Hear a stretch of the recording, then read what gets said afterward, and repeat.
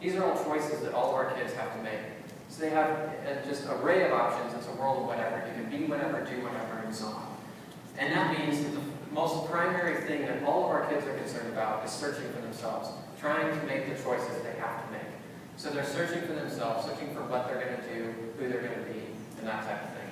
And they start to make decisions about those things. And as they make decisions about those things, it's a very complex world. It's a scary world. So they start to really grab onto the choices they make. They defend themselves. They defend their choices. They become part of them. Those choices become part of who they are, and they defend themselves and celebrate themselves.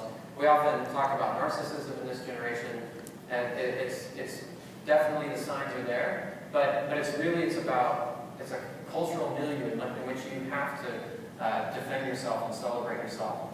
And because everybody's made different choices and become different people and chosen different ideas and ideals and values and beliefs, you get fragmentation. So our society is very fragmented. And when you have fragmentation, you have complexity. And when you have all of these things, when you have sort of self-focused fragmentation and complexity, you end up with a loss of certainty, meaning, and power. People feel uncertain about the choices they make. They wonder whether or not the meaning of their life can really be found, and they lose their sense of power. And they end up with a different sense of whatever. Not a world of infinite choice, but a world of like just overwhelming choice. And it's sort of just whatever. And of course, this is what we make of it. This whole world is what we make of it. And when you look at our schools, what we're doing there, you wonder what kind of people we're preparing for this world. So one of the things that I set out to ask many years ago was simply, if these walls could talk, what would they say?